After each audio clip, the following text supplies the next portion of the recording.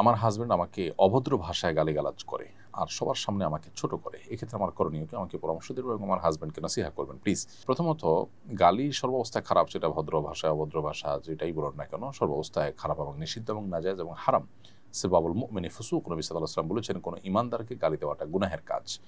অতএব যিনি তার নিজের স্ত্রীকে এটি করছেন, তিনি ডাবল গুনাহ করছেন। একে তো একজন মুসলিমকে তিনি গালি দিচ্ছেন, দ্বিতীয়ত হলো স্ত্রী যাকে আল্লাহ তাআলা বলেছেন, যার সম্পর্কে আল্লাহ বলেছেন ওয়া আশিরুহুন্না বিল মারুফ, তোমরা তোমাদের স্ত্রীদের সাথে সুন্দরভাবে দিনাতিপাত করো, সেটার লঙ্ঘন তিনি করছেন। এজন্য তার উচিত ইস্তেগফার করা, তওবা করা। আর বোন, আপনাকে বলবো, আপনি সবর এবং ধৈর্যের মাধ্যমে এটা মোকাবিলার চেষ্টা করবেন, তাকে নাসিহা করে বোঝানো, অন্যদের মাধ্যমে বোঝানোর চেষ্টা করবেন, দোয়া করবেন আল্লাহর কাছে। একটা সময় ইনশাআল্লাহ আল্লাহ তাআলা আপনাকে এই পরিস্থিতি থেকে মুক্তি দান করবেন এবং সবরের জন্য আপনি আল্লাহর কাছে অবশ্যই বিনিময় লাভ করবেন। আল্লাহ তাআলা মানুষকে অনেকভাবে পরীক্ষা করেন। এই পরীক্ষা যদি আপনি উত্তীর্ণ হন, দেখা যাবে আপনার জন্য ভালো কিছু অপেক্ষা করছে দুনিয়া কিংবা আখিরাতে ইনশাআল্লাহ তাআলা।